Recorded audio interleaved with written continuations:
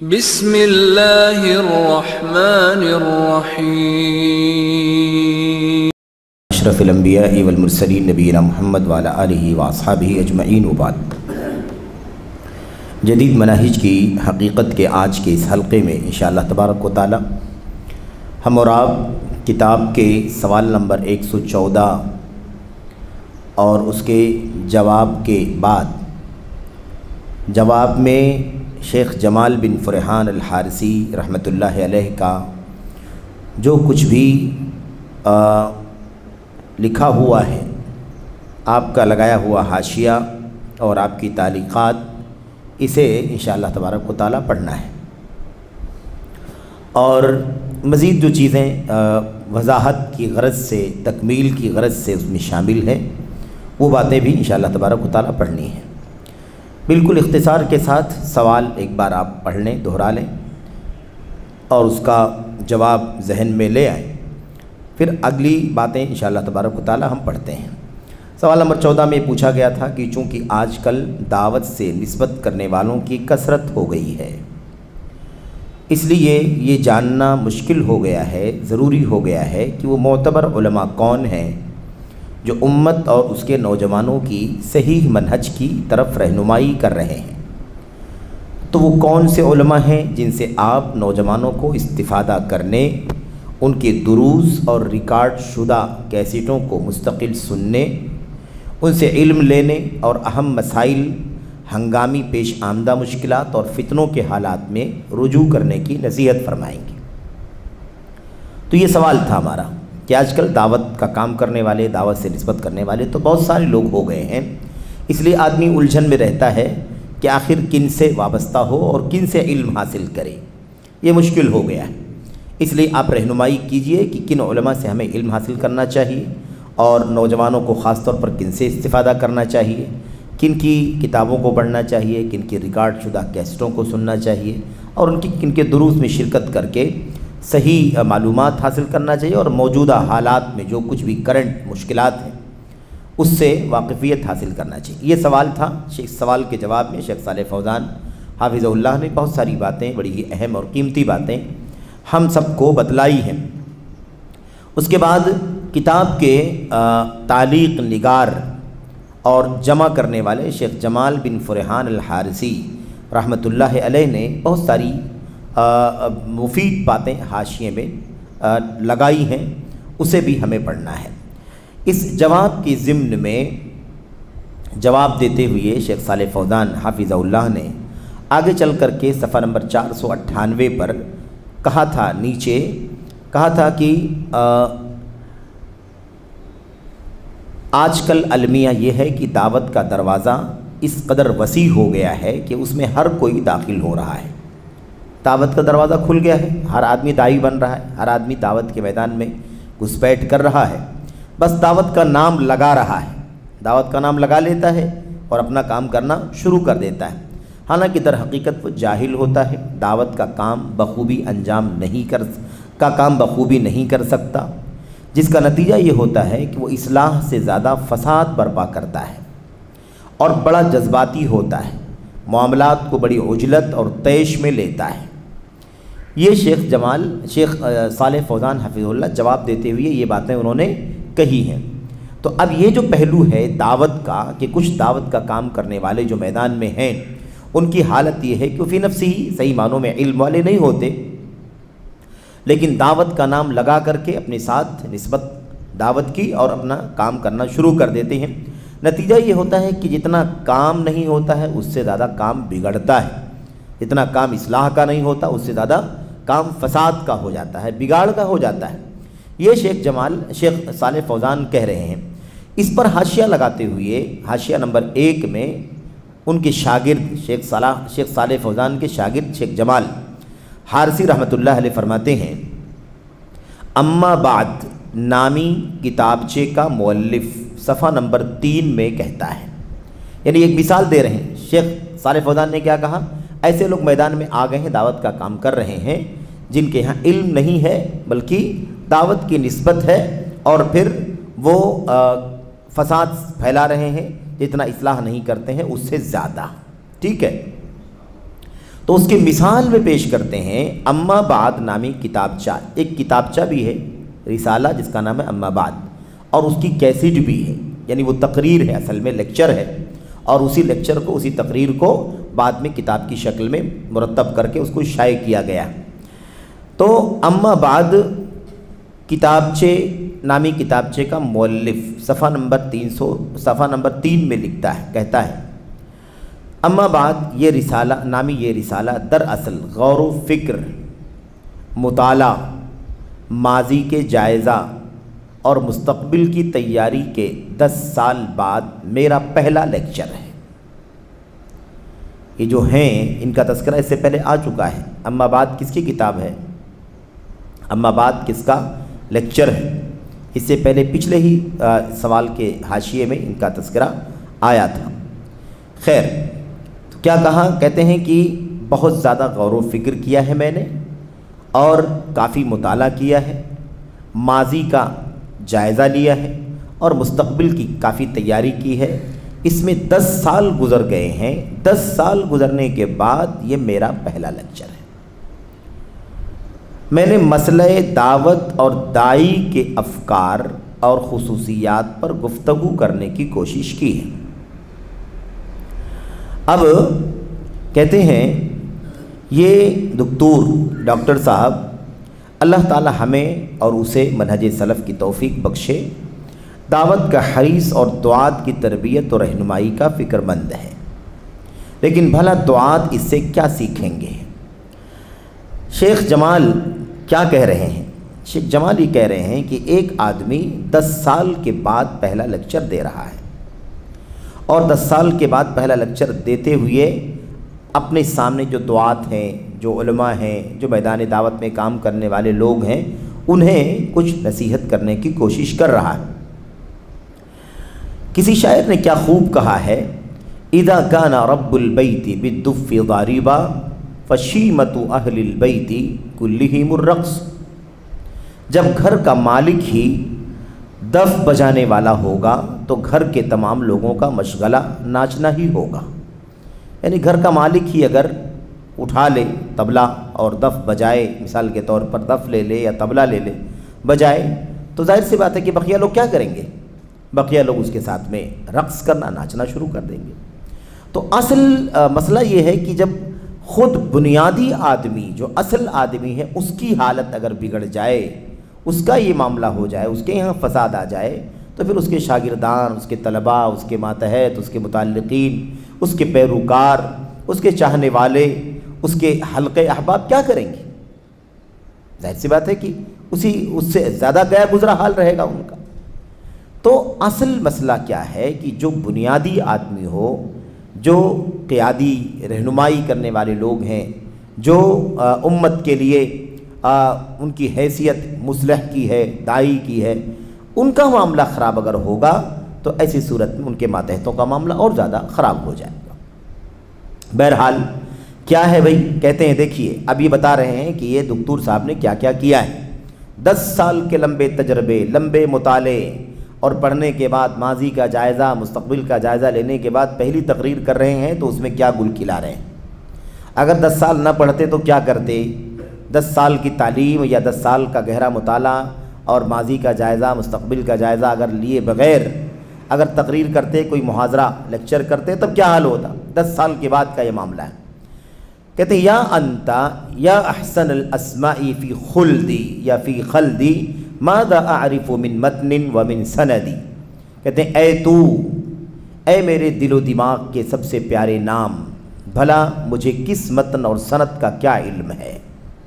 اس سے پہلے بھی ذکر آیا تھا کہ انہوں نے اے خون میری مدد کر، اے میری جان میری مدد کر، میرے دل میری مدد کر، میں کہاں سے لکھوں، کیا شروع کروں، مجھے سمجھ میں نہیں آتا۔ اس طرح کی بات انہوں نے اس سے پہلے بھی کہی تھی۔ یہاں بھی دیکھیے کیا کہتے ہیں، یہ اے تو، اے میرے دل و دماغ کے سب سے پیارے نام، بھلا مجھے کس متن اور سند کا کیا علم ہے؟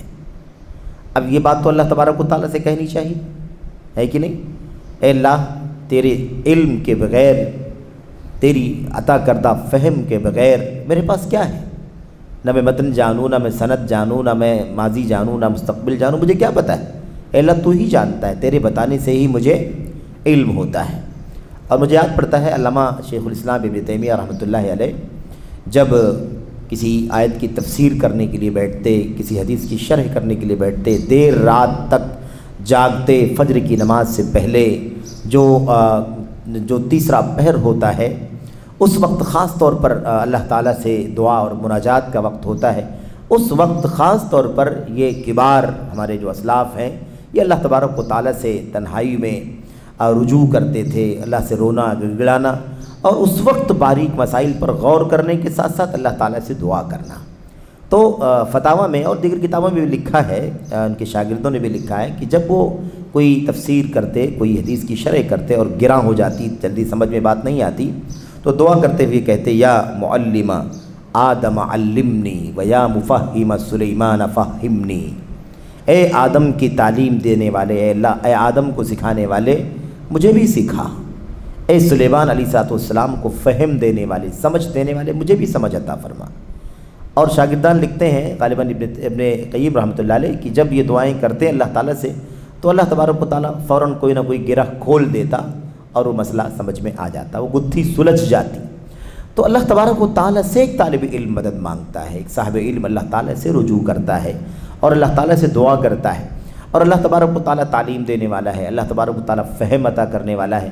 تو اللہ تبارک و تعالیٰ کی ان صفات یا ان خوبیوں کا تذکرہ کر کے اللہ تعالیٰ سے مانگنا، کیونکہ وہ علم آدم الاسماء کلھا، اللہ تبارک و تعالیٰ نے سکھایا آدم علیہ السلام کو سارے نام، تو اللہ تعالیٰ معلم ہے آدم علیہ السلام کا۔ اور قرآن دوسری آیت میں ففہمناہ سلیمان، ہم نے سلیمان علیہ السلام کو سمجھ عطا فرمائی، وہ جو مسئلہ تھا بکری والا ہے نا، جو اختلاف ہو گیا تھا، تنازع، تو اللہ تبارک و تعالیٰ سے دعا کرتے کہ اللہ تو آدم کو تو نے سکھایا ہے، مجھے بھی سکھا، مجھے بھی علم عطا فرما، تو نے سلیمان علیہ السلام کو فہم عطا فرمائی ہے، مجھے بھی فہم عطا فرما۔ تو کہتے ہیں کہ اللہ تبارک و تعالیٰ انہیں اس مسئلے کو کھول دیتا، فیفتح اللہ علیہ، تو اللہ تبارک و تعالیٰ کھول دیتا اور وہ مسئلہ سمجھ میں آ جاتا۔ تو یہ ہونا چاہیے۔ اب آپ دیکھیں کہ اس طرح سے یہ ان کا طریقہ ہے، اصل میں اس کے اندر صوفیت ہے، یہ کیا ہے؟ یہ صوفیت کا عقیدہ ہے، اور اخوانیوں کے ہاں بہت عام بات ہے یہ، ان کے یہاں اس طرح کی چیزیں بار بار ہمیں پڑھنے کو مل سکتی ہیں۔ میں کہتا ہوں، یہ شیخ جمال کہہ رہے ہیں، میں کہتا ہوں جبکہ میں کم علم ہوں، اور یہ بطور تواضع نہیں بلکہ بطور اعتراف کہہ رہا ہوں۔ شیخ جمال کہہ رہے ہیں کہ میں اس بات پر تبصرہ کرتے ہوئے جو کہا ہے، یہ دکتور عائز کرنی کی بات چل رہی ہے، کیا کہا انہوں نے؟ کہتے ہیں کہ میں جو ہے کم علم ہوں، اور یہ بات تواضع کی بنیاد پر نہیں کہہ رہا ہوں، حقیقت کا اعتراف کر رہا ہوں کہ میں علم میں بہت کم ہوں، پھر بھی میں کہتا ہوں میں کسی کو نہیں جانتا جس نے اللہ سبحانہ و تعالیٰ کو ضمیر کے ذریعے پکارتے ہوئے اے تو کہا ہو، سوائے صوفیوں کی تعبیر ہو کے۔ تو یا انتا، کیا کہا ہے؟ یا انتا، ایسی کوئی تعبیر ہے؟ اللہم انت اللہ لا الہ الا انت، اے اللہ تو ہی اللہ ہے، تیرے سوا کوئی اللہ نہیں ہے سچا، یہ تو ٹھیک ہے، لیکن یا انتا کہنا بالکل ویسے ہی جیسے صوفیہ یا ہو کہتے ہیں۔ تو یا انتا اور یا ہو میں کوئی فرق نہیں ہے، یہاں مخاطب اور وہاں پر غائب۔ تو کہتے ہیں کہ میں کسی کو نہیں جانتا جس نے اللہ سبحانہ و تعالیٰ کو ضمیر کے ذریعے پکارتے ہوئے اے تو کہا ہو، سوائے صوفیوں کی تعبیر ہوا کہ۔ لیجئے میں دائمی کمیٹی برائے افتاء کا فتویٰ ذکر کیے دیتا ہوں، یعنی بطور دلیل۔ ٹھیک ہے، میں کم علم ہوں تو میری ذمہ داری ہے کہ میں اپنے بڑوں کا فتویٰ نقل کروں۔ سوال لجنہ دائمہ سے پوچھا گیا، کیا اللہ سبحانہ و تعالیٰ کو یا ہو، یا ہوا، یا ہو یعنی اے وہ پوشیدہ ضمیر کے ذریعے جس کی تقدیری عبارت ہو اللہ ہے، ایسا کہہ کر کے پکارنا جائز؟ یا ہو ہے، ٹھیک ہے، اور اصل میں اس کا معنی کیا ہے؟ ہو اللہ۔ تو کیا ایسا کوئی اگر پکارتا ہے اللہ تبارک و تعالیٰ کو تو کیا پکارنا جائز ہے یا جائز نہیں ہے؟ جواب میں کہتے ہیں لجنہ دائمہ کے علماء، کبار علماء ہیں یہ پوری دنیا کے، کہتے ہیں نہیں، یہ جائز نہیں ہے، ایسا کہنا اللہ تبارک و تعالیٰ کو یا ہو کہنا اور یہ سمجھنا کہ ہو اللہ ہے تو ہو اللہ ہے تو ہو اللہ کہنا ہے نا. اللہ تبارک و تعالیٰ کے بغیر ہوا کیا معنی رکھتا ہے؟ تو اس طرح سے آپ کو ہم کو کہیں بھی دلیلوں میں بھی چیز نہیں ملے گی کہ جہاں صرف ضمیر ہو، اللہ تبارک و تعالیٰ کا نام سیاق میں نہ ہو. اللہ لا الہ الا ہو اللہ، اللہ تبارک و تعالیٰ وہ ہے. تو آپ کو کبھی بھی ایسا نہیں ملے گا کہ صرف اور صرف ہوا کہہ دیا گیا اور ضمیر. تو اس میں ظاہر کے بغیر سیاق میں پہلے یا بعد صرف اور صرف ہوا کا استعمال کرنا یہ جائز نہیں ہے. کہتے ہیں نہیں جائز نہیں ہے کیونکہ متکلم، مخاطب اور غائب کی ضمیریں مطلق طور پر متکلم یا مخاطب یا غائب کا کنایہ ہوتی ہیں. یہ لغوی یا شرعی کسی بھی طور پر اللہ کا نام نہیں ہے. بات سمجھ گئے نا؟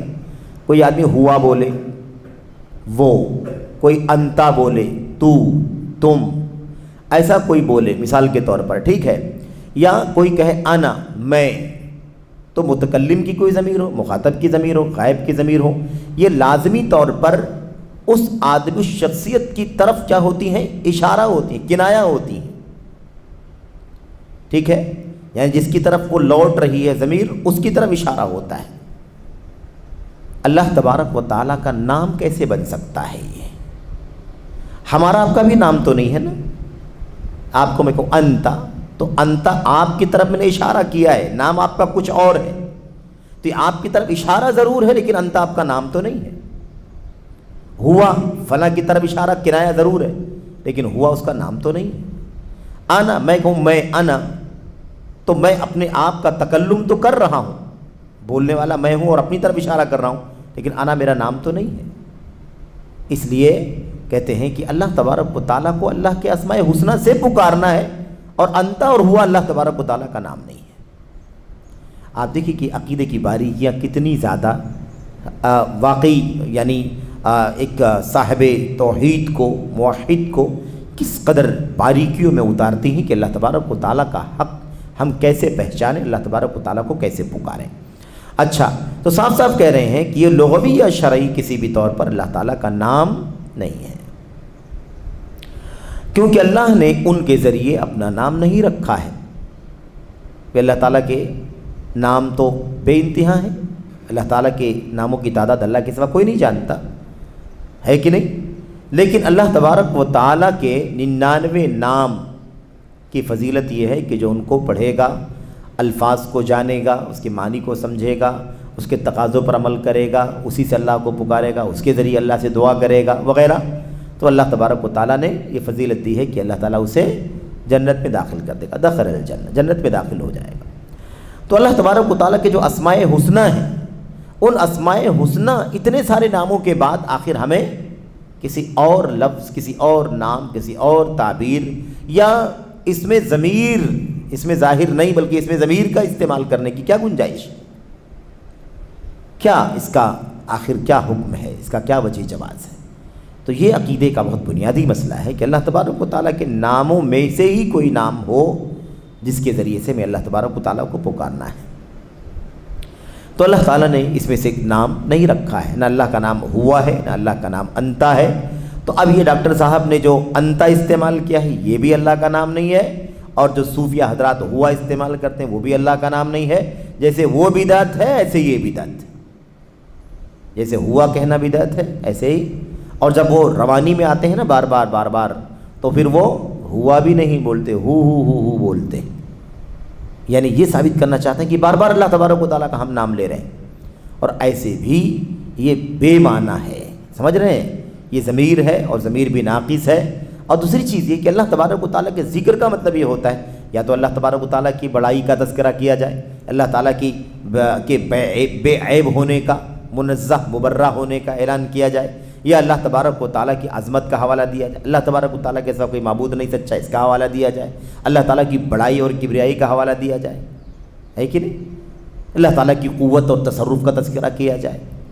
لیکن کچھ بھی نہیں کہا جائے، صرف اللہ بھی کہا جائے تو کیا مطلب ہے؟ کیا اللہ بھی اگر کوئی آدمی کہے تو کم از کم یہ ہے کہ وہ اللہ کا نام تو کم از کم ہے، وہ غلط نہیں شریعت کے حساب سے، لیکن ہوا تو اللہ تعالیٰ کا نام نہیں ہے. انت اللہ تبارک و تعالیٰ کا نام نہیں. تو یہ بہت بڑا مسئلہ ہے. اور تبلیغی جماعت پر جو کتاب لکھی گئی ہے شیخ حمود بن عبداللہ تویجری وفات پا گئے رحمۃ اللہ علیہ، القول البلیغ فی التحذیر بجماعت التبلیغ، اس میں انہوں نے لکھا ہے کہ لا الہ الا اللہ کو بھی لوگ ڈھنگ سے نہیں پڑھتے. الہ یہ اصل لفظ ہے، کلمے میں اصل لفظ کیا ہے؟ الہ. اور اگلا اصل لفظ کیا ہے؟ اللہ. لا الہ میں سب سے بنیادی لفظ الہ ہے، یعنی الہ کی نفی کرنا ہے. دنیا کے سارے الہ جن کو معبود بنا لیا گیا ان کی نفی کرنا ہے، اور اس کے بعد اللہ کہہ کر کے حقیقی معبود کا اعتراف کرنا ہے. یہی کلمہ توحید کی اساس اور بنیاد ہے، دونوں پہلو. تو کہتے ہیں، وہ لکھتے ہیں کہ یہ جو حضرات ہیں جماعت کے لوگ اور صوفیہ حضرات خاص طور پر، ان کے یہاں سب سے بڑی مشکل یہ ہے کہ وہ اللہ تبارک و تعالیٰ کا جو صحیح ذکر بھی ہے وہ صحیح ذکر بھی صحیح الفاظ میں نہیں کرتے. یعنی لا الہ الا اللہ کہنے کے بجائے لا الہ الا اللہ کہتے ہیں. لا الہ الا اللہ. اب آپ سوچیں، اندازہ لگائیے کہ اس میں دونوں لفظ غلط ہو گئے. نفی جو مقصود ہے اس کی نفی نہیں ہو رہی، اور اس بات جو اللہ تبارک و تعالیٰ کی توحید کا کرنا ہے اس کا اس بات بھی نہیں ہو رہا ہے. تو یہ بہت خطرناک مسئلہ ہے. لا الہ کہنا اور یل اللہ کہنا، یہ باقاعدہ لکھا ہے انہوں نے کہ اس طرح سے ان کے ذکر میں. اور اس میں کوئی شک نہیں ہے کہ آپ ان کے ذکر کو، بہت سارے لوگوں کے ذکر کو آپ سنیں گے تو آپ کو صوفیہ کے یہاں یہ چیز ملے گی کہ وہ لا الہ الا اللہ کہنے کے بجائے لا الہ الا اللہ کہتے ہیں اس طرح سے. اور ہوا کا مسئلہ اور انتا کا مسئلہ تو ان کے یہاں موجود ہی ہے. کہتے ہیں کہ اللہ تعالیٰ نے اپنا نام نہیں رکھا، اس لیے ان کے ذریعے اللہ کا نام رکھنا یا پکارنا اور اللہ کے ثابت شدہ ناموں کے بغیر اللہ کا ذکر کرنا جائز نہیں ہے. وَلِلَّهِ الْأَسْمَاءُ الْحُسْنَى فَادْعُوهُ بِهَا. اللہ تعالیٰ کے بہت سارے اچھے نام ہیں، اس لیے اللہ تعالیٰ کو پکارو انہی کے ذریعے سے، انہی کے ذریعے سے پکارو. اللہ تبارک و تعالیٰ کے بہت سارے نام ہیں. اَيَّمَّا تَدْعُو فَلَهُ الْأَسْمَاءُ الْحُسْنَى. اللہ تعالیٰ کے بہت سارے نام ہیں، کسی بھی نام سے پکارو. جس ذات بابرکات کے اتنے سارے نام ہیں اس کے باوجود بھی اللہ تعالیٰ کے ان ناموں میں سے کسی نام کو نہ لیا جائے، کوئی اور لفظ نکال لیا جائے، کوئی اور تعبیر نکال لی جائے، یہ طریقہ تو سراسر بدعت ہے. اور یہ طریقہ ہمیشہ سے صوفیہ حضرات کا طریقہ رہا ہے، خاص طور پر صوفیہ حضرات کا. اور بھی جوہلا ہو سکتے ہیں جو اس میں ملوث ہوں، لیکن صوفیہ کے یہاں عام بات ہے ان کے یہاں کہ وہ اس طرح کی. اچھا، دوسری چیز یہ ہے کہ اہل کلام جن کو ہم عقلانی کہتے ہیں، معتزلی کہتے ہیں، اور بہرحال تھوڑی بہت تفسیرات میں کچھ فرق ملے گا کہ اہل کلام کس کو کہتے ہیں. اہل کلام اصل میں وہی ہے کہ وہ عقیدے اور غیبیات کی چیزوں کو اپنی عقل سے ثابت کرنے کی کوشش کرنا، اور پھر ذہنوں کو، قیاس ذہنوں کو اور دماغوں کو استعمال کر کے اور اس کے بعد کوئی تعبیر نکال لینا. یہ بھی دوسرا طبقہ ہے جس کے یہاں یہ انحراف اور یہ بدعت پائی جاتی. صوفیہ کے یہاں یہ الفاظ جو ہیں آپ دیکھیے، ہوا وغیرہ، انتا وغیرہ کا مسئلہ ہے نا. ایسے یہ جو لا الہ الا اللہ پڑھتے ہیں وہ غلط پڑھتے ہیں. مثال کے طور پر ان لوگوں یہاں کیا ہے کہ یہ لوگ اللہ تبارک و تعالیٰ کے الگ الگ نام نکالتے ہیں. جیسے مثال کے طور پر اللہ تبارک و تعالیٰ کا نام نکال لیا الصانع. صانع کے معنی ہوتے ہیں کاریگری کرنے والا. اس میں کوئی شک نہیں ہے کہ اللہ تبارک و تعالیٰ خالق ہے، تو خالق ہے تو اللہ تعالیٰ کا نام خالق موجود ہے، خلاق موجود ہے، احسن الخالقین اللہ تبارک و تعالیٰ نے اپنے بارے میں فرمایا. لیکن صانع کہاں اللہ تبارک و تعالیٰ کا نام آیا ہے؟ ایسے اللہ تبارک و تعالیٰ کی ذات کے بارے میں کہتے ہیں کہ وہ فاعل بنفسہ ہی ہے، قائم بنفسہ ہی ہے، اپنے آپ میں قائم ہے. بھئی آپ کو یہ سب الفاظ لانے کی ضرورت کیا ہے؟ اللہ تبارک و تعالیٰ نے خود اپنی ذات کے بارے میں ساری تفصیلات جو کچھ بھی بتلائی ہیں قرآن کریم و سنت کے اندر موجود ہے. تو جو الفاظ، جو تعبیرات سلف کے یہاں قرآن میں، سنت میں اور سلف کے یہاں استعمال، اس سے باہر نکل کر کے ہمیں کوئی تعبیر استعمال کرنا درست نہیں ہے، بلا شبہ بدعت ہے. اور اہل سنت اور جماعت کے عقیدے کے مطابق اسماء و صفات جیسے عقیدے توحید کے مسئلے میں انحراف ہے، بگاڑ ہے، ضلالت ہے، گمراہی ہے. اور اس میں کوئی شک نہیں کہ اگر اس میں ہم نے آزاد روی کا طریقہ اختیار کیا تو یقیناً ہم ضرور لازمی طور پر بدعت اور گمراہی کی راہ پر چل پڑیں گے، جیسا کہ اللہ کے اسماء و صفات کے باب میں بہت سارے فرقے گمراہ ہو گئے. تو اللہ عز و جل ہم سبوں کو اس سے بچنے کی توفیق عطا فرمائے. ہمارے استاد ڈاکٹر عبدالرزاق بن عبد المحسن البدر حافظ اللہ باحیات ہیں، اور ماشاءاللہ عالم اسلام میں ایک معتبر نام ہے ان کا، خاص طور پر عقیدے کے باب میں، تربیت کے باب میں بھی، وہ کہتے تھے کہ یہ جو سوالات ہمارے اور آپ کے ذہنوں میں کھٹکتے ہوں بسا اوقات، حدیثوں کو پڑھ کے، اسماء و صفات کو پڑھ کے، کچھ آخرت کی چیزیں پڑھ کے، کچھ اللہ تبارک و تعالیٰ کی ذات سے متعلق کچھ باتیں پڑھ کے، کچھ جو سوالات ذہن میں آتے ہوں، وہ سوالات بھی ہمیں نہیں کرنا چاہیے جب تک کہ وہ سوالات سلف نے نہ کیے ہوں، کیونکہ سلف اسوہ ہیں۔ جو سوالات سلف نے نہیں کیے وہ سوالات بھی کرنے سے گریز کرنا چاہیے۔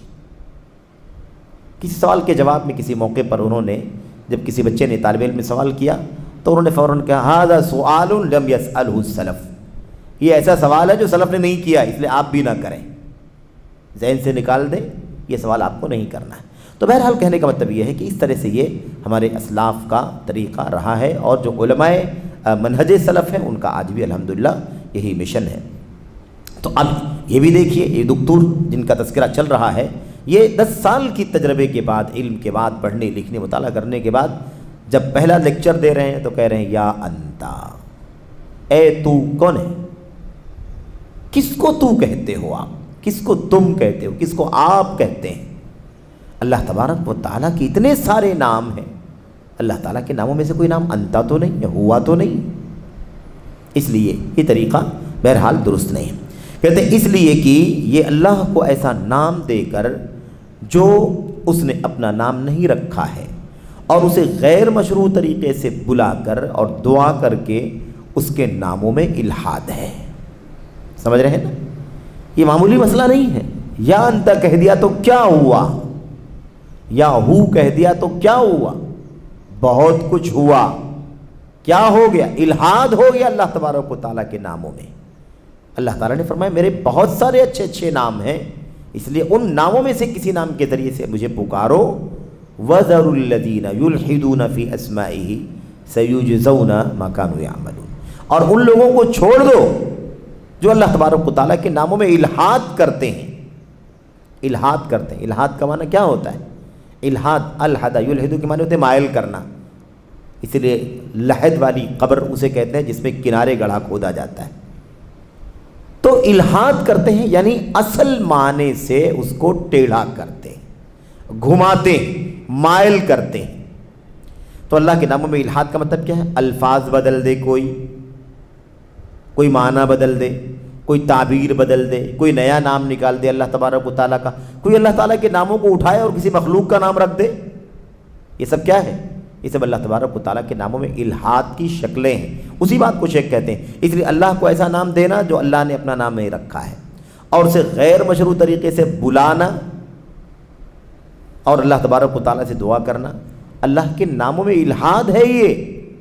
اور یہ ڈاکٹر صاحب کیا کر رہے ہیں؟ یہ الحاد کر رہے ہیں اللہ تبارک و تعالیٰ کے ناموں میں، جس سے اللہ تعالیٰ نے منع فرمایا ہے۔ اور وہ آیت کریمہ یہاں پر ہمارے سامنے ہے جو سورہ اعراف کی ہے کہ وَلِلَّهِ الْأَسْمَاءُ الْحُسْنَىٰ فَادْعُوهُ بِهَا وَذَرُوا الَّذِينَ يُلْحِدُونَ فِي أَسْمَائِهِ سَيُجْزَوْنَ مَا كَانُوا يَعْمَلُونَ۔ اللہ تعالیٰ کے اچھے نام اللہ تعالیٰ اللہ ہی کے لیے ہیں، سو ان ناموں سے اللہ ہی کو موسوم کیا کرو، اور ایسے لوگوں سے تعلق بھی نہ رکھو جو اس کے ناموں میں کجروی کرتے ہیں۔ کجروی یعنی ٹیڑھے راستے پر چلتے ہیں۔ ان لوگوں کو اللہ کے لیے، ان لوگوں کو ان کے کیے کی ضرور سزا ملے گی۔ تو توفیق دینے والا اللہ تبارک تعالیٰ۔ یہ ہے لجنہ دائمہ کا فتویٰ، اور نیچے لکھا ہوا جلد 2 صفحہ نمبر 202 میں، اور فتویٰ نمبر 3867 میں یہ مسئلہ لکھا ہوا ہے۔ اب آگے دیکھیے، اب آگے شیخ جمال کہہ رہے ہیں اگر کوئی کہنے والا کہے، یہ صفحہ نمبر 500 پہ ہے، اگر کوئی کہنے والا کہے کہ یہ سبقت لسانی اور چوک ہے، یہ لوگ کہتے ہیں نا، کہتے ہیں بھئی ہو گیا ہوگا، زبان سے نکل گیا ہوگا، کس سے چوک نہیں ہو جاتی، اس میں انکار نہیں ہے، یقیناً ہم سب سے چوک ہوتی ہے نا، کسی تقریر میں، کسی درس میں، کسی خطاب میں، ہے نا، جو زبانی چوک ہو جاتی ہے، سبقت لسانی، زبان ایکسٹرا چل جاتی ہے، آگے بڑھ جاتی ہے نا، یا کوئی غلطی ہو جاتی، یہ سب سے ہو سکتی ہے۔ تو ایسے میں آپ لوگ کیوں اتنی زیادہ گرفت کر رہے ہیں؟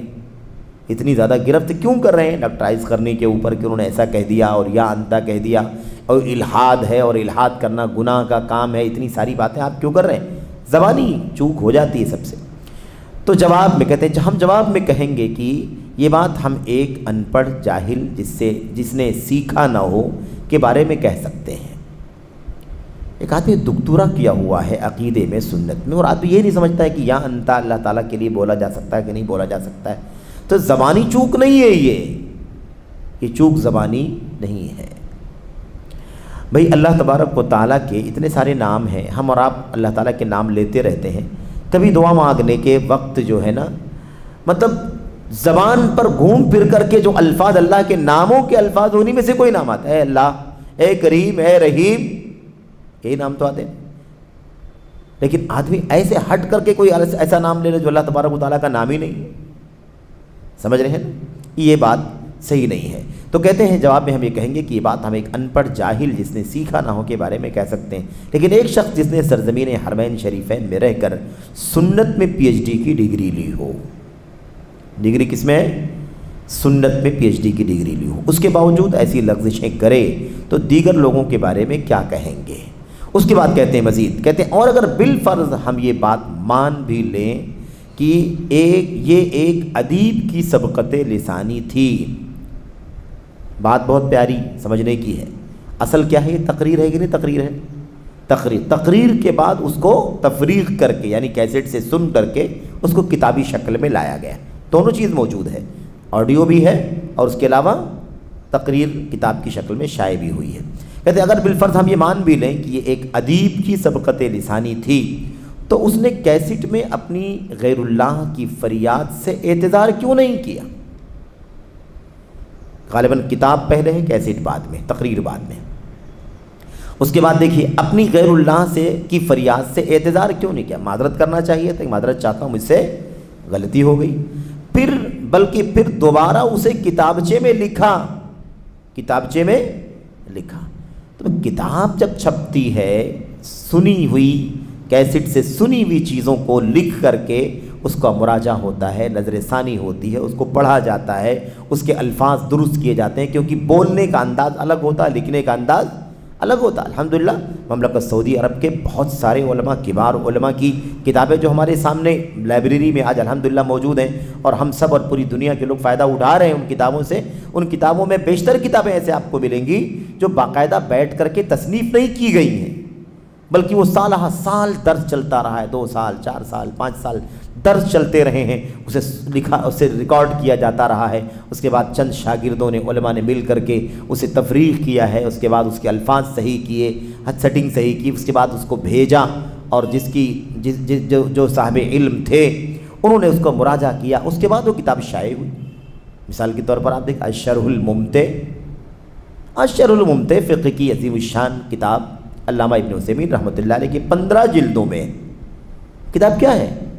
کتاب تفریغ ہے، بیٹھ کر کے لکھا نہیں ہے شیخ صاحب نے رحمۃ اللہ علیہ نے، بلکہ برسوں درس دیتے رہے، بعد میں وہ کتابی شکل میں شائع ہوئی۔ تو بولنے میں کہیں جو اونچ نیچ ہو جاتا ہے انسان سے، اس اونچ نیچ کو تحریر میں لانے کے وقت صحیح کر دیا جاتا ہے، اس کی اصلاح کر دی جاتی ہے، الفاظ نکال دیے جاتے ہیں کہ بولنے میں ایسا ہو گیا تھا، تحریر میں سے صحیح کر دو۔ تو اب شیخ کہہ رہے ہیں کہ اگر آپ لوگ کہتے ہیں کہ بھائی کہ دفاع کرنا چاہیے اور معذور سمجھ لو، زبان سے نکل گیا ہوگا، تو زبان سے نکل گیا ہوگا تو سوال پیدا ہوتا ہے کہ دوبارہ اسے کتابچے میں کیوں لکھا؟ زبان کی سبقت تھی تو کیا قلم کی بھی سبقت ہے؟ سب سبقت ہی سبقت ہے، تو اللہ تعالیٰ کے اسماء و صفات اور اللہ کے حقوق کا کیا کریں ہم؟ تو اس لیے اگر ایک آدمی سبقت کے نام پر اتنے سارے عقائد اللہ تبارک و تعالیٰ کے اسماء و صفات کے سلسلے میں ایسی باتیں کرتا ہے، ایسی چیزیں کرتا ہے، تو بہرحال اہل سنت والجماعت کا تو حق ہے، ذمہ داری ہے ان کی کہ وہ اس مسئلے پر نوٹس لیں، تنبیہ کریں، آگاہ کریں۔ اس سے کہاں لازم آتا ہے کہ اگر سبقت لسانی بھی ہو تو تنبیہ نہ کی جائے؟ کہاں لازم آتا ہے؟ اس سے تنبیہ تو کرنی ہے تاکہ دوسرے لوگ اس سبقت لسانی کو اصل نہ سمجھ لیں، اس لیے بھی ضروری ہے اصلاح کرنا۔ اچھا، دوبارہ کتابچے میں لکھا، جسے اس نے کیسٹ کے بعد شائع کیا ہے۔ دیکھا آپ نے، کیسٹ کے بعد شائع ہوئی ہے وہ کتاب۔ اگر وہ لغزش تھی تو آخر اس نے اپنی غلطیوں کا اعتراف کیوں نہیں کیا؟ غلطیوں کا اعتراف ہونا چاہیے تھا تاکہ لوگ اس کیسٹ سے دھوکہ نہ کھاتے جو اسی رات پوری دنیا میں پھیل گئی تھی۔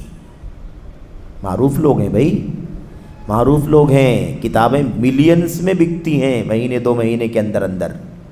ایسی معروف شخصیتیں.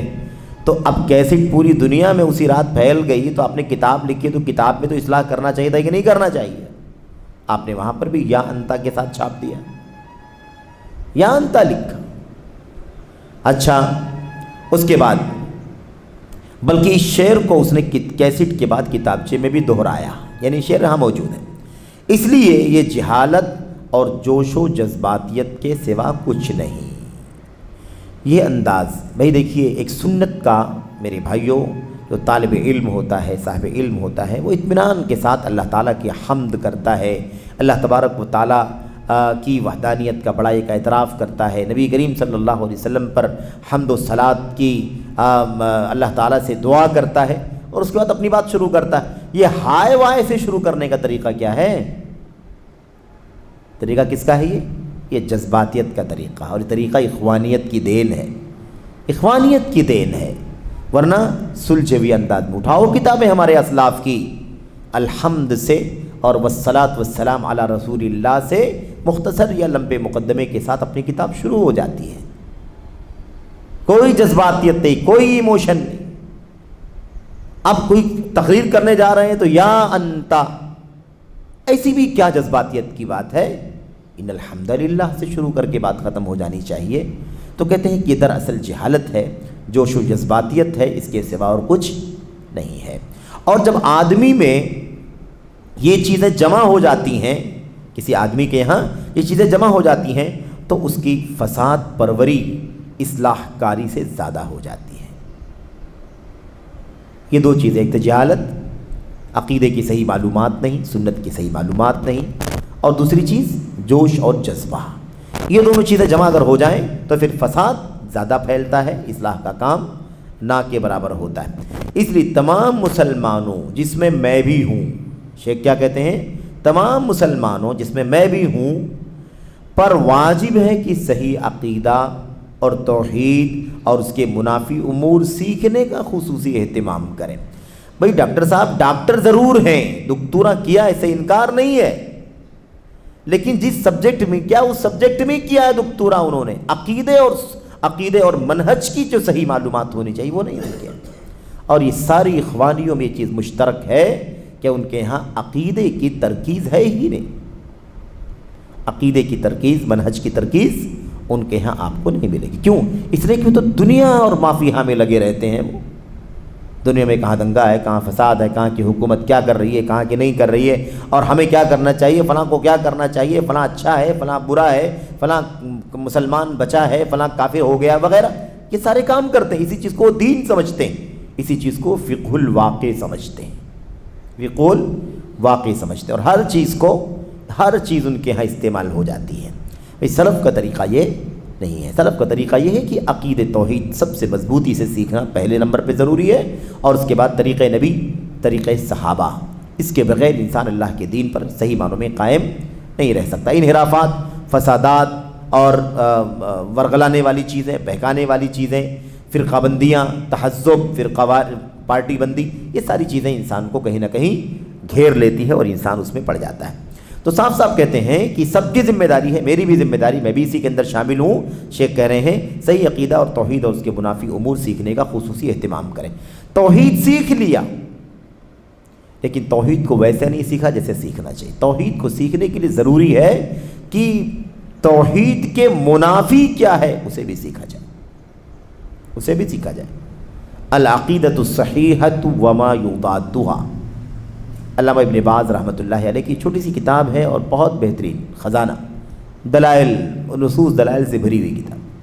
صحیح عقیدہ اور اس کی ضد، اس کے منافی چیزیں سمجھ، یہ بہت ضروری ہے، بہت ضروری. اس لیے یہ اصول ہی غلط ہے، اور ہم بار بار یہ بات کہتے ہیں کہ یہ اصول ہی غلط کہ کوئی کہے کہ توحید سیکھو، شرک جانے دو، سنت سیکھو، بدعت جانے دو، حق سیکھو، باطل جانے دو. ایسا نہیں ہو سکتا ہے. جب تک باطل کو نہیں سمجھیں گے تب تک حق کی حقانیت سامنے نہیں آئے گی.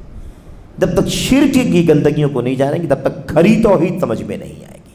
جب تک بدعت اور اس کے جنگل میں آپ نہیں داخل ہوں گے، اس کی باریکیوں کو آپ نہیں سمجھیں گے، تب تک آپ کو صحیح معنوں میں سنت سمجھ میں نہیں آئے گی.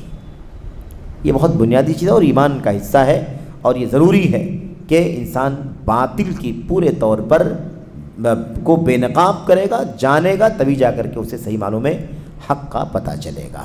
اسی لیے جن لوگوں نے جاہلیت دیکھی تھی اور وہ پھر اسلام پائے، ان سے زیادہ مضبوط اور پختہ ایمان دنیا میں کسی کا نہیں ہے، کہ انہوں نے باطل کو دیکھا تھا اور اس کے بعد حق کی روشنی ان کے سامنے آئی تو ایک ایک جزویہ، ایک ایک ذرہ اور باریک باریک مسئلے کو بھی انہوں نے سمجھا کہ اسلام کیا لے کر آیا ہے اور اسلام کیا مٹانے کے لیے آیا ہے۔ ورنہ ہم ہضم کر لیں گے کہ یہ تو اسلام کا حصہ ہے، یہ تو اسلام کا حصہ ہے، جبکہ اسلام مٹانے کے لیے آیا ہے، جس کو ہم نے اسلام کا حصہ سمجھ لیا۔ اور اس سے پہلے بھی غالباً بات یہاں آئی تھی یا کہیں اور آئی تھی کہ مسائل الجاہلیہ التی خالف النبی صلی اللہ علیہ وسلم فیہا اہل الجاہلیہ، شیخ الاسلام محمد بن عبد الوہاب رحمۃ اللہ علیہ کی کتاب ہے مسائل جاہلیت، جن کی مخالفت کی ہے نبی کریم صلی اللہ علیہ وسلم نے۔ یہ مسائل آپ پڑھتے جائیں، آپ کو ایسا لگے گا کہ سب آج کے مسائل ہیں، کوئی جاہلیت کا مسئلہ نہیں ہے، سارے مسائل جاہلیت کے مسائل ہیں، سب جاہلیت میں تھے، لیکن وہ سارے مسائل آج بھی آپ کو آپ کے سماج میں، آپ کے ملک میں، وطن میں، دنیا میں آپ کو دکھائی دے رہے ہیں۔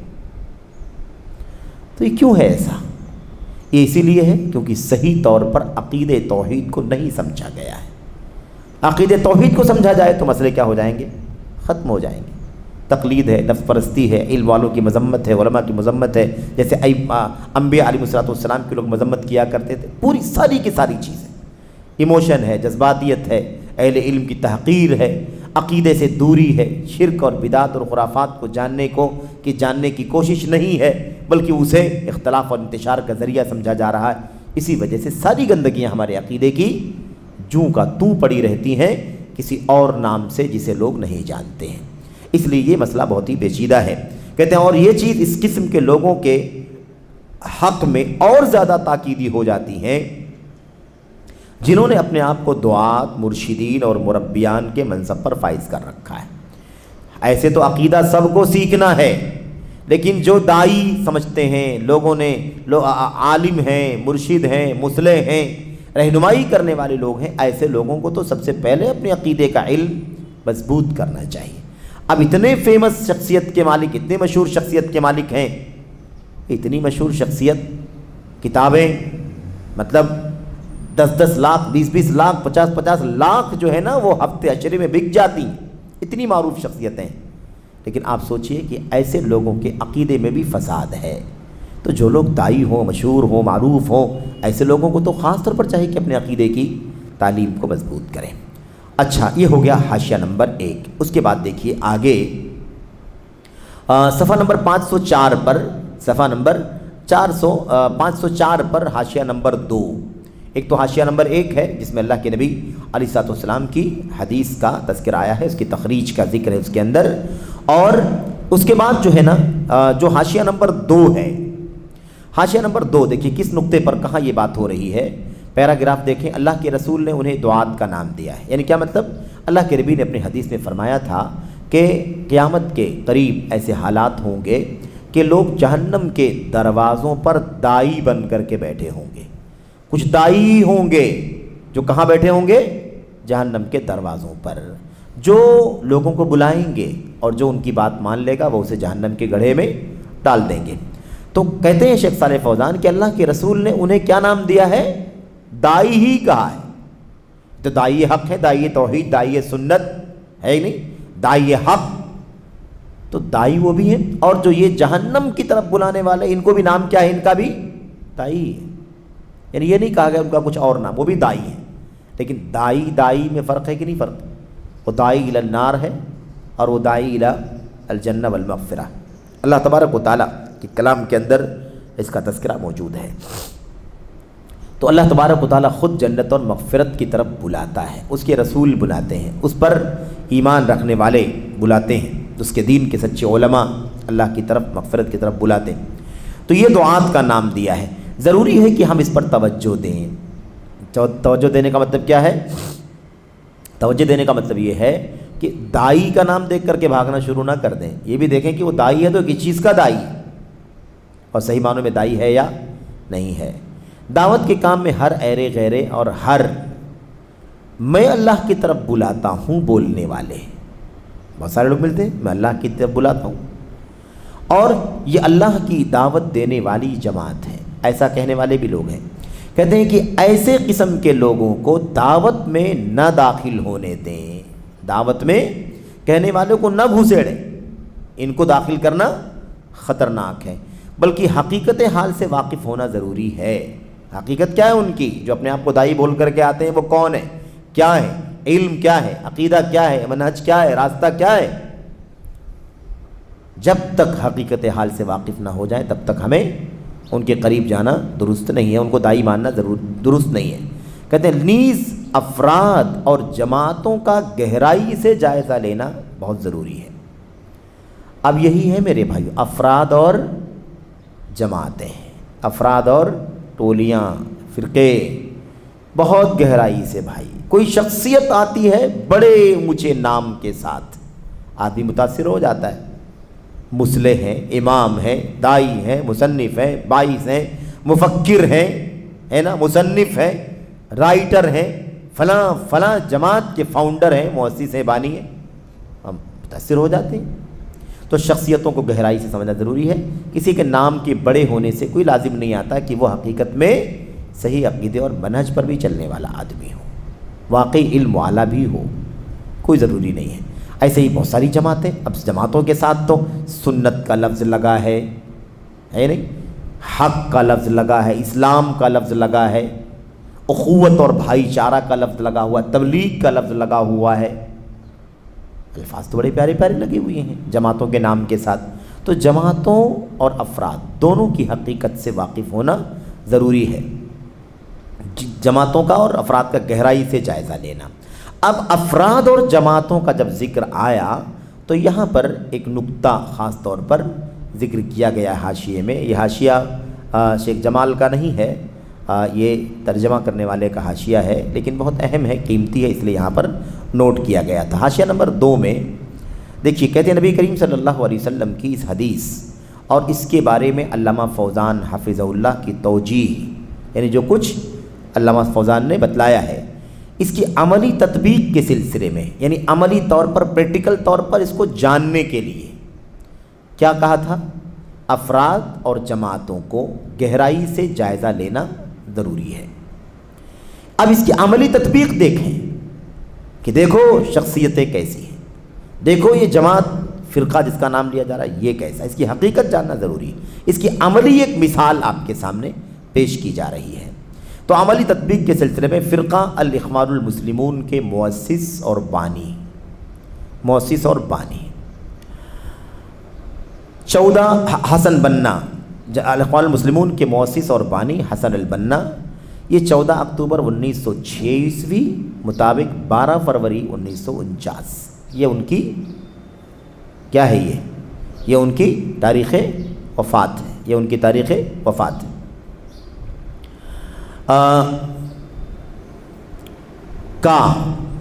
یہ حسن بنا جن کی تاریخ وفات ہے، ان کا مملکت سعودی عرب کے مؤسس اور بانی شاہ عبدالعزیز بن عبد الرحمن آل فیصل، یعنی جو اس وقت موجودہ تیسری سعودی حکومت ہے، اس کے الحمدللہ متحد کرنے والے ہیں، اس کے بانی ہیں، قائم کرنے والے ہیں، مؤسس الدولہ، ٹھیک ہے۔ تو یہ تیسرے ہیں، ان سے پہلے 2 سعودی حکومت قائم ہوئی تھی، آل سعودی نے قائم کیا تھا، لیکن بہرحال وہ بغاوت کرنے کے نتیجے میں وہ گر گئی، مخالفین نے باہر سے مصر اور کہاں کہاں سے، اس کی لمبی تفصیل ہے جو مملکت سعودی عرب کی تاریخ کے عنوان سے، کے سبجیکٹ سے جامعات سعودی عرب کی یونیورسٹیوں میں پڑھائی جاتی ہے، وہ کتاب تاریخ المملکت العربیۃ السعودیہ، ٹھیک ہے، اس کے اندر ساری تفصیلات پڑھائی جاتی ہیں۔ خلاصہ اس کا یہ ہے کہ یہ تیسری حکومت سعودی ہے جو ابھی چل رہی ہے، الحمدللہ امن و امان کے ساتھ، کامیابی کے ساتھ، اور ترقی کی راہوں پر چل رہی ہے، اور یہ شاہ عبدالعزیز بن عبد الرحمن آل فیصل کی قائم کی ہوئی حکومت ہے۔ 15 جنوری 1876 عیسوی 9 نومبر 1953 ان سے ملاقات کا ایک تاریخی واقعہ قابل ذکر ہے۔ واقعہ کیا ہے؟ امیر ممدوح بن عبدالعزیز آل سعود ابھی وفات پائے ہیں کچھ دنوں پہلے۔ امیر ممدوح بن عبدالعزیز آل سعود، یہی امیر ممدوح ہیں جو ایک بہت اچھے عالم فاضل بھی تھے اور بہت ساری کتابوں کے مصنف بھی ہیں۔ ان کی ایک مشہور کتاب ہے چھوٹی سی، فرص کسب الثواب، ثواب کمانے کے موقع، اور وہ 150-200 صفحات پر مشتمل ہے، جس میں انہوں نے ان حدیثوں کو جمع کیا ہے جس میں خوب نیکیوں کا تذکرہ اللہ کے نبی علیہ الصلوۃ والسلام نے فرمایا ہے، اور بھی کتابیں ہیں ان کی۔ اور یہ ممدوح بن عبدالعزیز ہیں، ہماری معلومات کے مطابق انہیں زاہد و آل سعود کہا جاتا ہے۔ آل سعود کے زاہد یعنی کیا مطلب؟ اب آل سعود ہیں، اللہ تعالیٰ نے مال دولت کی کوئی کمی تو نہیں رکھی ہے، لیکن اس کے باوجود بھی زندگی کیسے گزاری انہوں نے؟ ایک زاہد جیسی، دنیا سے کوئی محبت نہیں، کوئی لگاؤ نہیں، ایک سادگی زندگی کے اندر، ایک عام جیسے ایک آدمی زندگی گزارتا ہے ایسے ہی انہوں نے زندگی گزاری۔ اس میں کوئی ایسی چیز نہیں زندگی میں انہوں نے رکھی جو عام طور پر بادشاہوں کے ہاں اور بادشاہوں کے گھر اور خاندان کے لوگ جس طرح سے رہن سہن کرتے ہیں اس سے وہ کافی حد تک دور رہے، اور مال و دولت کا کوئی خاص اثر ان کی زندگی پر دکھائی نہیں دیا۔ تو زاہد آل سعود، ابھی ان کی وفات ہوئی ہے۔ شاہ عبدالعزیز رحمہ اللہ پر جمال خاشقجی، جس کو جمال خشوگی کہتے ہیں لوگ عام طور پر، بھی واقعہ کافی گرم تھا پچھلے دنوں، کہ ایک اتہام کی تردید کرتے ہوئے، واقعہ سمجھیں، امیر ممدوح بن عبدالعزیز آل سعود رحمۃ اللہ علیہ، شاہ عبدالعزیز رحمۃ اللہ علیہ پر جمال خشوگی کے ایک اتہام کی تردید کرتے ہوئے، جمال خشوگی نے شاہ عبدالعزیز رحمۃ اللہ علیہ پر ایک تہمت لگائی تھی، بہتان لگایا تھا، اس کی تردید کرتے ہوئے امیر ممدوح بن عبدالعزیز رحمۃ اللہ علیہ نے کیا کہا ہے وہ آپ کے سامنے پیش کیا جاتا ہے۔ تہمت کیا تھی؟ تہمت یہ تھی، اتہام یہ تھا کہ ملک عبدالعزیز رحمہ اللہ کے الاخوان المسلمون کے ساتھ گہرے تعلقات تھے۔ شاہ عبدالعزیز رحمۃ اللہ علیہ کا اور الاخوان المسلمون کا بہت گہرا تعلق تھا۔ یہ کس نے کہا تھا؟ جمال خشوگی نے۔ تو جمال خشوگی الزام لگا رہا ہے، اتہام لگا رہا ہے کہ دونوں میں گہرے تعلقات تھے۔ اب اسی تہمت کی تردید کرتے ہوئے، اس کا جواب دیتے ہوئے امیر ممدوح بن عبدالعزیز جو بھی وفات پائے وہ کیا کہتے ہیں؟ جمال خاشقجی کو مخاطب کرتے ہوئے کہتے ہیں تم نے ذکر کیا ہے کہ ملک عبدالعزیز رحمہ اللہ کے اخوانیوں کے ساتھ گہرے تعلقات تھے۔ جمال خشوگی کو مخاطب کرتے ہوئے، وہ آرٹیکل آج بھی ہے نا آن لائن آپ کو مل بھی جائے گا۔ ہائے افسوس، ایسا جھوٹ اور تدلیس و تلبیس میں نے کبھی نہیں سنی۔ میں نے ایسا جھوٹ کبھی نہیں سنا اور میں نے ایسی تلبیس کبھی نہیں سنی۔ ملک عبدالعزیز رحمہ اللہ نے حسن البنا کو سوائے ایک مرتبہ کے زندگی میں کبھی نہیں دیکھا۔ گہرے تعلقات کا مطلب ہے تو بار بار ملتے ہوں گے، وہ یہاں آتے ہوں گے، یہ وہاں جاتے ہوں گے، اٹھنا بیٹھنا ہوتا ہوگا، مجلسیں ہوتی ہوں گی، ہے کہ نہیں؟ جلسے، اجتماعات، پروگرام، ایکٹیویٹیز، سرگرمیاں، یہ لوگ سرگرمی والے لوگ ہیں، ان کا سرگرمیوں کی تو بھرمار ہوتی ہے۔ تو آخر یہ کہنا کہ شاہ عبدالعزیز سے گہرے تعلقات تھے الاخوان المسلمون کے، کہتے ہیں کہ حسن البنا کو سوائے ایک مرتبہ کی زندگی میں شاہ عبدالعزیز نے کبھی بھی نہیں دیکھا، اور نہ اسے دیکھنا ہی چاہتے تھے، کبھی دیکھنا بھی نہیں چاہتے تھے۔ زندگی میں ایک بار ملاقات ہوئی ہے، وہ ملاقات کرنے کے لیے نہیں گئے تھے بلکہ ملاقات کرنے کے لیے یہ ان کے پاس آئے تھے۔ تو بھلا وہ گہرے تعلقات کب اور کیسے ہو گئے؟ وہ گہرے تعلقات کب ہو گئے، کیسے ہو گئے؟ مجھے مملکت سعودی عرب کے 2 بادشاہوں نے بتلایا ہے۔ اب یہ سند بھی یاد رکھیں آپ، یعنی یہ جو بات ذکر کی جا رہی ہے مستند بات ہے۔ یہ امیر ممدوح بن عبدالعزیز کہہ رہے، بادشاہ نہیں رہے وہ، ٹھیک ہے کچھ دنوں کہیں کے امیر تھے لیکن پھر بھی بعد میں وہ اس سے کیا ہو گئے تھے؟ الگ تھلگ ہو گئے تھے اور زہد کی زندگی گزار رہے تھے، نیک لوگوں کی، اللہ والوں کی۔ تو وہ کہتے ہیں کہ مجھے مملکت سعودی عرب کے 2 بادشاہوں نے بتلایا ہے، یعنی گویا کہ 2 روایت ایک آدمی کی بھی نہیں، 2 بادشاہوں نے بتلایا ہے کہ جب حسن البنا سن 1368 ہجری میں مطابق 1948 یا 49 میں حج کے لیے آیا، اور ملک عبدالعزیز رحمہ اللہ سے ملاقات ہوئی تو ان کے ہاتھ کا بوسہ دیا انہوں نے، ان کے ہاتھوں کو چوما اور کہا اے جلالت الملک ہم سعودی عرب، یہ اس وقت کی بات ہے، شاہ عبدالعزیز رحمۃ اللہ علیہ کے زمانے میں اس وقت سعودی عرب کے حاکم کو جلالت الملک کے نام سے یاد کیا جاتا تھا، اور یہ سلسلہ چلتا رہا۔ سب سے پہلے شاہ فہد بن عبدالعزیز رحمۃ اللہ علیہ جب وہ حاکم ہوئے مملکت سعودی عرب کے، تو انہوں نے پورے ملک میں، پوری دنیا میں اعلان کیا کہ آج کی تاریخ سے مجھے جلالت الملک نہیں کہا جائے گا، اب میرا لقب ہوگا خادم الحرمین الشریفین، خادم الحرمین الشریفین، تو حرمین شریفین کے خادم، اس نام سے اب الحمدللہ شاہ عبدالعزیز، شاہ فہد بھی جنہوں نے شروع بھی کیا اس لقب کو، اور ان کے بعد شاہ عبداللہ بھی اسی نام کے ساتھ چلتے رہے، اور اب اس وقت جو سعودی عرب کے حاکم ہیں شاہ سلمان بن عبدالعزیز، وہ بھی اپنے نام کے ساتھ خادم حرمین شریفین ہی لکھتے ہیں۔ تو اس وقت جلالت الملک لکھا جاتا تھا، آج بھی بہت سارے بادشاہوں کے نام کے ساتھ جلالت الملک وغیرہ لکھا جاتا ہے، یا اور بھی القاب ہیں۔ تو انہوں نے کہا اے جلالت الملک ہم سعودی عرب میں الاخوان المسلمون کی شاخ برانچ کھولنا چاہتے ہیں، لہذا ہمیں اس کی اجازت مرحمت فرمائیں۔ بات کیا چل رہی تھی جس پر یہ حاشیہ آیا ہے؟ افراد کو، شخصیتوں کو اور جماعتوں کو بہت گہرائی سے جاننے کی ضرورت ہے۔ یہاں افراد کی بات بھی، شخصیت کی بات بھی آ رہی ہے، اور جماعت اور فرقے کی بات بھی ہے، اسی کا عملی نمونہ آپ کے سامنے پیش کیا جا رہا ہے۔ تو کہتے ہیں کہ ہمیں اجازت دے دیجئے کہ ہم سعودی عرب کے اندر الاخوان المسلمون کی برانچ کھولیں۔ تو شاہ عبدالعزیز رحمہ اللہ نے بڑے پر اعتماد لہجے میں برجستہ فرمایا، حنہ، یہ تھوڑا سا وہاں کی جو عام زبان ہے نا، عام بول چال کی زبان، اس اعتبار سے انہوں نے کہا حنہ ہونا کلنا اخوان و کلنا مسلمین اخرجوا هذا الرجل فانه صاحب فتنہ۔ انہوں نے کہا تھا اس وقت، جیسے ہی انہوں نے کہا کہ ہمیں الاخوان المسلمون کی برانچ کھولنے کی پرمیشن دے دیں، فوراً شاہ عبدالعزیز رحمۃ اللہ علیہ نے یہ جواب دیا، کہا حنہ ہونا کلنا اخوان و کلنا مسلمین اخرجوا هذا الرجل فانه صاحب فتنہ۔ اس کا معنی کہ الحمدللہ ہم یہاں سب بھائی بھائی ہیں، سعودی عرب میں ہو تم اور ہم سعودی عرب میں سب بھائی بھائی ہیں اور سب مسلمان ہیں۔ اب ان کی جماعت کا نام کیا ہے؟ الاخوان المسلمون، مسلمان بھائی۔ تو مسلمان اور بھائی، تو شاہ عبدالعزیز نے کیا کہا؟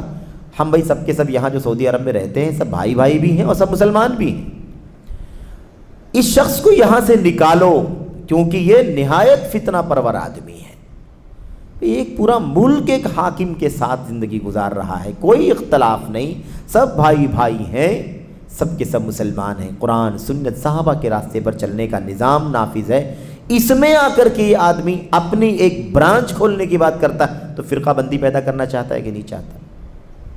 اس ملک کے اتحاد کو پارا پارا کرنا چاہتا ہے یا نہیں کرنا چاہتا؟ تو اب نہ تو اسلام کے نام سے، مسلمان کے نام سے دھوکہ کھانا چاہیے، اور نہ اخوان بھائی کے نام سے دھوکہ کھانا چاہیے۔ جماعت کا نام الاخوان المسلمون ہے ساری دنیا میں، مسلمان بھائی، لیکن کام کیا ہے؟ مسلمانوں ہی کی جڑیں کاٹنا ہے اور مسلمانوں کے دشمنوں کو طاقت پہنچانا ہے۔ یہ راستہ دکھا رہے ہیں یہ لوگ، جو اللہ کے نبی نے فرمایا تھا خوارج کے بارے میں، کیا فرمایا تھا؟ یقتلون اہل الاسلام ویدعون اہل الاسلام اہل الاوثان، مسلمانوں کو قتل کریں گے اور بت پرستوں